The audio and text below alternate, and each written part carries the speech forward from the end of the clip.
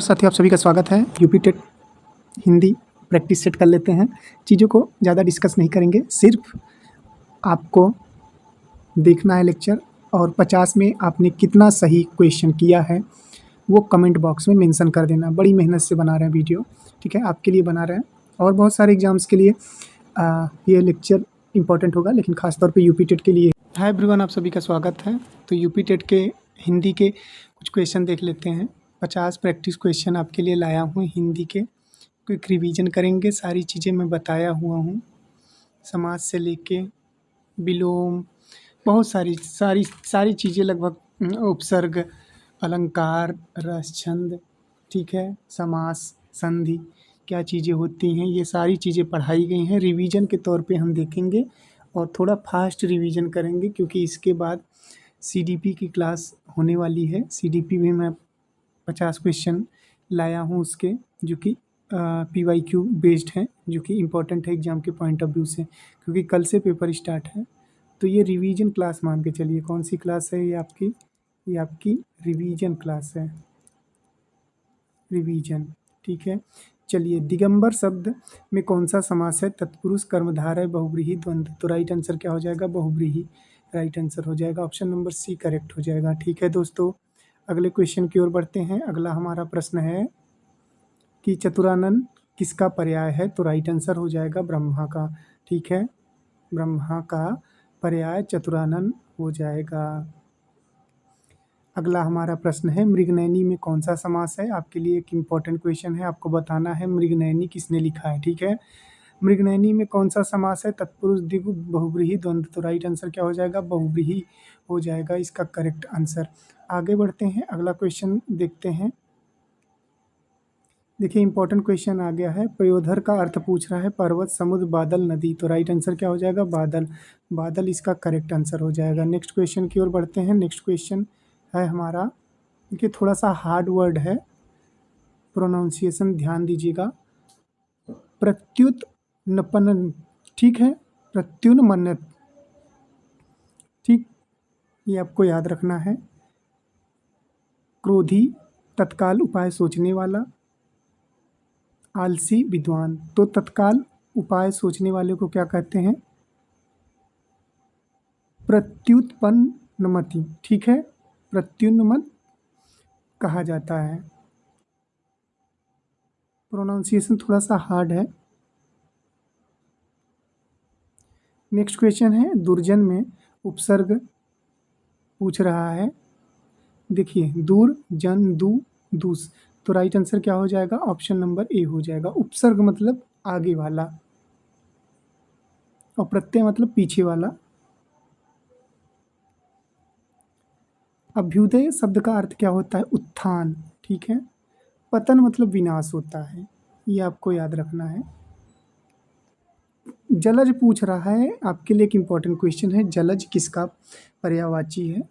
आपको ये बताना है। जलज का अर्थ पूछ रहा है, जल में उत्पन्न, ठीक है। तो राइट आंसर क्या हो जाएगा? ऑप्शन नंबर ए, जल में उत्पन्न जलज।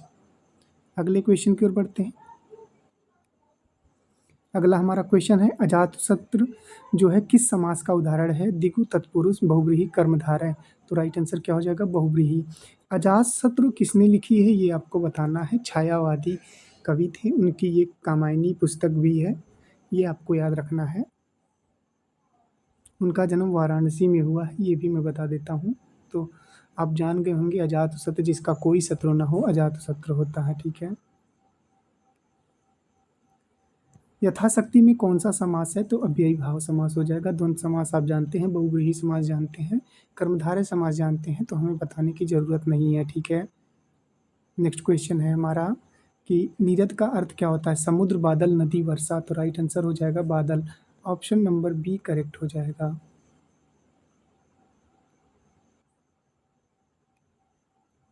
नेक्स्ट क्वेश्चन है, निशाचर का अर्थ क्या होता है? रात्रि में विचरण करने वाला। तो ऑप्शन नंबर ए करेक्ट हो जाएगा। रात्रि में विचरण करने वाले को क्या बोलते हैं? निशाचर कहते हैं। नेक्स्ट क्वेश्चन है, पंकज का शाब्दिक अर्थ क्या है? मिट्टी में उत्पन्न, कीचड़ में उत्पन्न, नदी में उत्पन्न, समुद्र में उत्पन्न। तो राइट आंसर क्या हो जाएगा? कीचड़ में उत्पन्न जो होता है उसको पंकज कहते हैं। ठीक है, पंकज का शाब्दिक अर्थ क्या होता है? कीचड़ में उत्पन्न।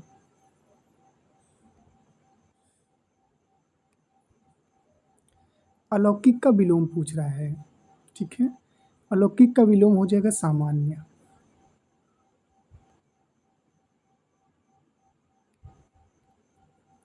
अधीर का विलोम पूछ रहा है तो शांत हो जाएगा। ठीक है, ये आपको याद रखना है।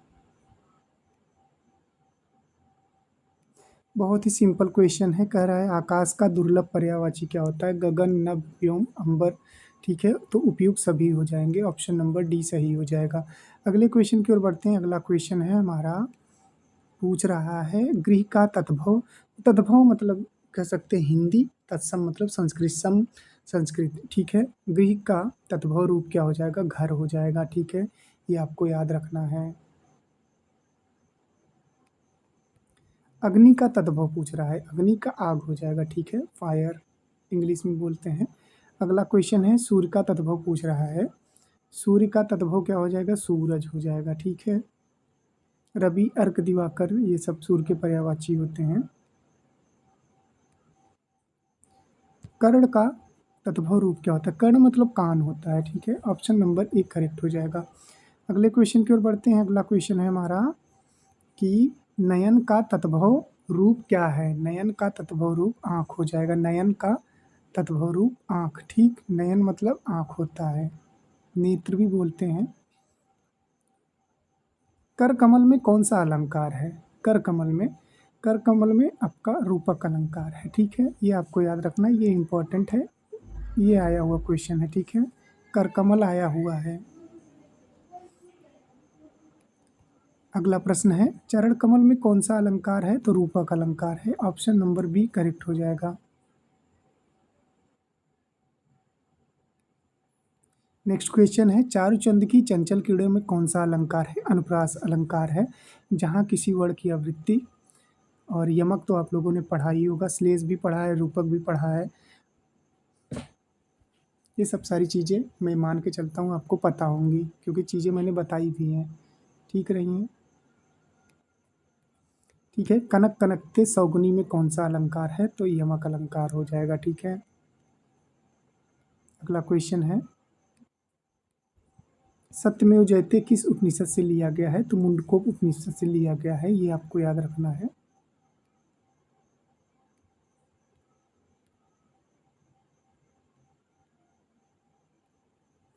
पूछ रहा है हिंदी दिवस। ठीक है, यहाँ पे राष्ट्रीय लिख दो। राष्ट्रीय हिंदी दिवस की बात करेंगे 14 सितंबर हो जाएगा।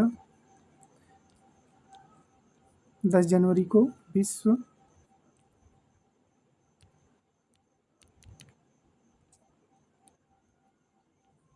हिंदी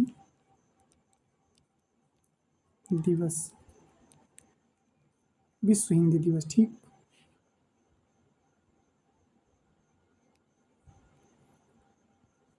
उदंड मार्तंड का प्रकाशन किस वर्ष हुआ? तो 1826 में। ठीक है, ऑप्शन नंबर ए करेक्ट हो जाएगा।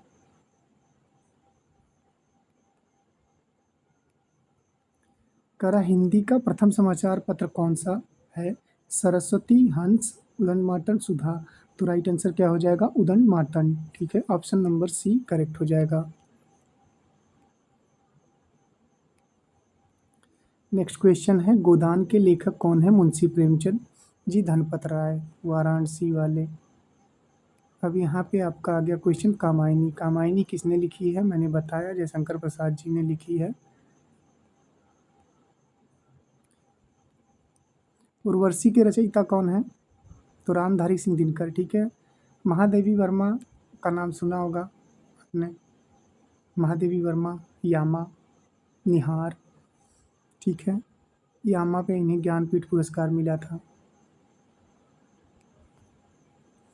साकेत के रचयिता कौन है? मैथिली शरण गुप्त, चिरगांव जिला झांसी। नेक्स्ट क्वेश्चन है मैला आंचल के लेखक कौन है? फरदेश्वर नाथ रेणु।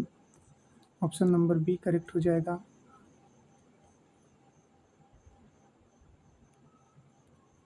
करा छायावाद के 4 स्तंभों में कौन शामिल नहीं है? देखिए ये हैं जयशंकर प्रसाद जी, सुमित्रा नंदन पंत, महादेवी वर्मा, रामधारी सिंह दिनकर जो हैं वो छायावाद के 4 स्तंभों में शामिल नहीं हैं।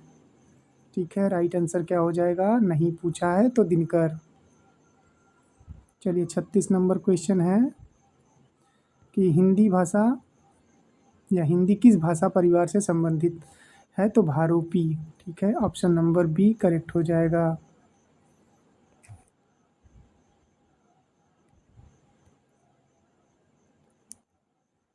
नेक्स्ट क्वेश्चन है 37 नंबर, देवनागरी लिपि किस प्रकार की लिपि है? ध्वन्यात्मक है। ठीक है, ऑप्शन नंबर बी करेक्ट हो जाएगा। नेक्स्ट क्वेश्चन है जो कभी पराजित न हो के लिए एक शब्द अजेय, तो जिसका शत्रु ना हो अजात शत्रु। ठीक, कह रहा है जो इंद्रियों से परे हो, तो अतीन्द्र। ठीक है, ऑप्शन नंबर सी करेक्ट हो जाएगा यहाँ पे दोस्तों। कह रहा है जो पहले कभी ना हुआ हो के लिए एक शब्द क्या है? तो अभूतपूर्व हो जाएगा। ऑप्शन नंबर बी यहाँ पे करेक्ट हो जाएगा, option number B. Next question है दूरदर्शी का अर्थ क्या है? भविष्य का विचार करने वाला। ऑप्शन नंबर बी यहाँ पे करेक्ट हो जाएगा, दूरदर्शी, भविष्य का विचार करने वाला दूरदर्शी। चलिए अगला प्रश्न है नाको चने चबाना कठिनाई में डालना। ठीक है,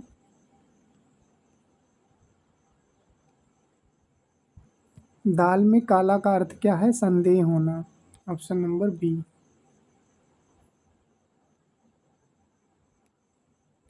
पूछ रहा है आंखों का तारा, प्रिय व्यक्ति।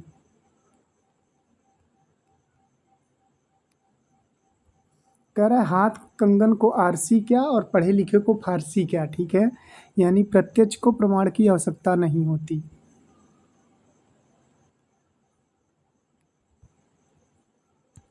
वह पुस्तक पढ़ता है, यह कौन सा वाक्य है? तो विधानवाचक होता है। ठीक है, ऑप्शन नंबर सी करेक्ट हो जाएगा।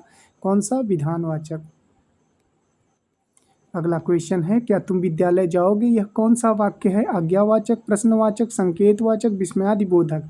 तो राइट आंसर हो जाएगा प्रश्नवाचक, ऑप्शन नंबर बी करेक्ट हो जाएगा। अगले क्वेश्चन की ओर बढ़ते हैं। अगला हमारा क्वेश्चन है वाह, उसके बाद एक चिन्ह है जिसको हम विस्मयादिबोधक चिन्ह कहते हैं। वाह कितना सुंदर दृश्य है, तो राइट आंसर क्या हो जाएगा? विस्मयादिबोधक।